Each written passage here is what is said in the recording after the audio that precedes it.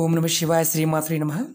మిత్రులకి శ్రేయోభిలాషులకి అలాగే నన్ను ఇంతగా ఆదరిస్తున్న యూట్యూబ్ ప్రేక్షకులందరికీ కూడా పేరు పేరు ధన్యవాదాలు.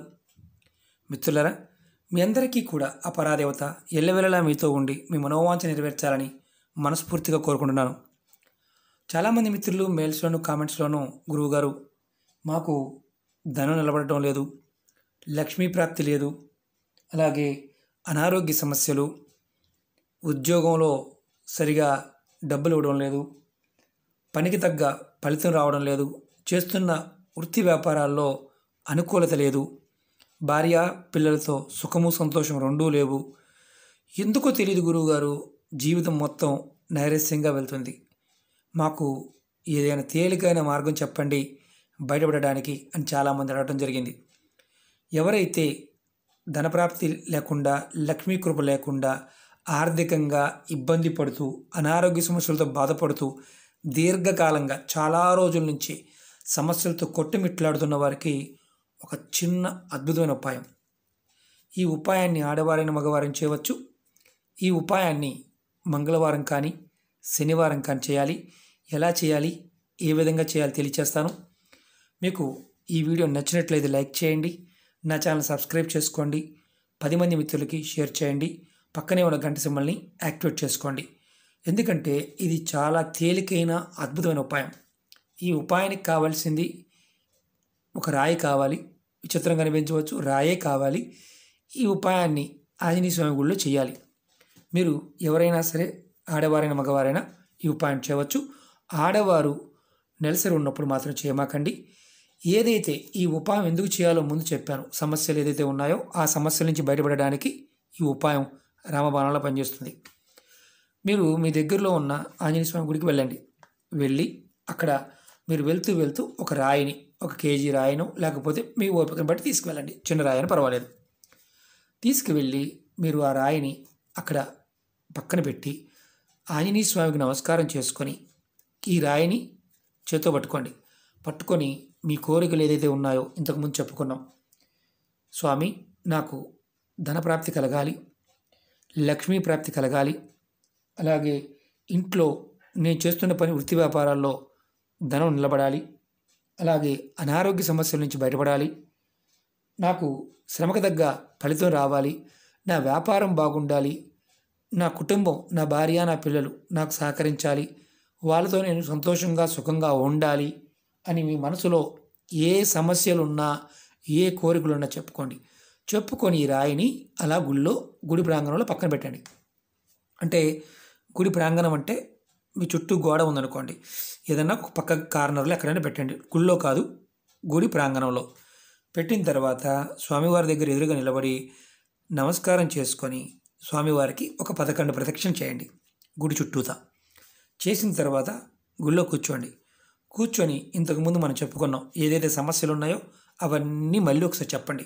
చెప్పి మీరు ఇంటికి వచ్చేయండి. ఇంకెంతకని మీరు ఏం చేయవసరం, స్వామివారు తలుచుకొని ఇంటికి వచ్చేయండి. ఇలా మీరు మంగళవారం శనివారం ఇలా ప్రతి మంగళవారం శనివారం వెళ్తూ ఉండాలి. మొదటి రోజు ఏదైతే రాయి పెట్టారో రాయి ఆ గుళ్ళో అలా ఉండాలి, అంటే పక్కన పెట్టి ఉండాలి, ఇబ్బంది లేదు. మీరు ఏదైతే కోరికలు చెప్పుకున్నారో మంగళవారం వెళ్ళటం, శనివారం వెళ్ళటం, కోరిక చెప్పుకోవడం, మళ్ళీ ఇంటికి రావడం. అంటే వెళ్ళినప్పుడు స్వామివారి కోరికలు చెప్పుకోవడం, ప్రదక్షిణ చేయడం, కూర్చోవడం, స్వామివారు తలుచుకోవడం, మళ్ళీ కోరికలు చెప్పుకోవడం, ఇంటికి వచ్చేయడం. ఇలా మంగళవారం శనివారం చేయండి. తర్వాత మీకు ఏదైతే ఇలా ప్రతి మంగళవారం శనివారం మీ కోరిక తీరే వరకు మీరు వెళ్తూనే ఉండాలి. మధ్యలో ఎక్కడ ఆగకూడదు. ఒకవేళ ఈ ఊర్లో లేము, వేరే ఊర్లో ఉన్నాము, ఆ సమయానికి అక్కడ లేము, వెళ్ళవలసి వచ్చింది అర్జెంటుగా, అక్కడ ఉన్న దేవాలయానికి వెళ్ళినా ప్రదక్షిణ చేసి కోరిక చెప్పుకోండి. ఈ రాయి అక్కడే ఉంచండి. మీ కోరిక తీరిన తర్వాత, పూర్తిగా మీ కోరిక తీరి, అంటే మీరు అనుకున్నారు, ఒక పని అనుకున్నారు, ఆ పని అయిపోయింది, ఆ రాయి ఎంతైతే ఉందో అంత బరువు స్వీట్స్ని, అంటే తీపి పదార్థాన్ని స్వామివారికి సమర్పించాలి. తీపి పదార్థం ఉన్నారు కదా గురువుగారు, పంచదార ఇవ్వచ్చా, బెల్లం ఇవ్వచ్చా? కాదు, స్వీట్స్ ఏదైతే ఉంటాయో వాటిని ఇవ్వాలి. అలాగే మీకు ఇంకొక డౌట్ కూడా రావచ్చు, గురువుగారు మేము గుడి ప్రాంగణంలో రాయి పెట్టామండి, ఎవరో తీసేశారండి అని కూడా మీరు అడగవచ్చు. అది కూడా మీకు అనుమానం ఉంటుంది కదా. సహజంగా మనం చేయకపోయినా ముందు అనుమానాలు మనకు వస్తాయి. ఎందుకంటే అనుమానం ఎక్కువ వస్తుందంటే మన ఎంతగా క్రమపీకుతుందో అర్థమైపోతుంది. మీరు ఒకవేళ చిన్న గుడి లేదా పెద్ద గుడి అయితే రాయి కూడా తీరు, ఎందుకంటే దేవాలయాల గురించి మీకు తెలుసు. ఏ గోడ పక్కన రాయి పెట్టేసినా చూడరు, అలా వదిలేస్తారు. ఆ రాయి మీకు తర్వాత మీ పని అయిపోయింది, రాయి లేదు. మీ రాయి ముందు పెట్టినప్పుడు ఒక ఐడియా ఉంది కదా, ఒక అర కేజీనో కేజీనో అంత మందాన స్వీట్ తీసుకువెళ్ళి స్వామివారికి సమర్పించండి. ఇది మీరు చేయవలసిందా లేదు, వెళ్ళటం, ప్రదక్షిణ చేయటం, కోరిక చెప్పుకోవడం, రావడం. మీ పని పూర్తయిన తర్వాత ఏదైతే రాయి పెట్టామో ఆ రాయి ఎత్తు అంటే ఒక అర కేజీనో స్వీట్ని స్వామివారికి సమర్పించడం. ఇది మీరు ఖచ్చితంగా చేస్తే అద్భుతమైన ఫలితం పొందుతాం. మనం ఇలాంటి విషయాన్ని మనం ఎక్కడంటే పర్వత ప్రాంతాల్లో ఉన్న దేవాలయాల్లో, శ్రీశైలము, తిరుమల, అలాగే కొండ ప్రాంతాల్లో ఉన్న దేవాలయాల్లో రాళ్ళు మెట్లు కడుతూ ఉంటారు, రాయి మీద రాయి పెడుతూ ఉంటారు, కోరికలు చెప్పుకుంటూ ఉంటారు. అక్కడ చాలామంది చేస్తూ ఉంటారు, తరతరాలుగా కొంతమంది చేస్తూ ఉంటారు క్షేత్రాలలో. అర్థం ఏంటంటే మన మనసులో ఉన్న కోరికల్ని మనం ఎప్పుడైతే చెప్తామో ప్రకృతి ప్రేరణగా ఆ పదార్థము పట్టుకుని ఉంటుంది. మనకు అందుకనే కొన్ని సందర్భాల్లో చెప్తూ ఉంటారు, కొన్ని వస్తువుల్లో మనుషులు ఉన్నప్పుడు లేనప్పుడు కూడా ఆ చైతన్యం ఉంటుంది.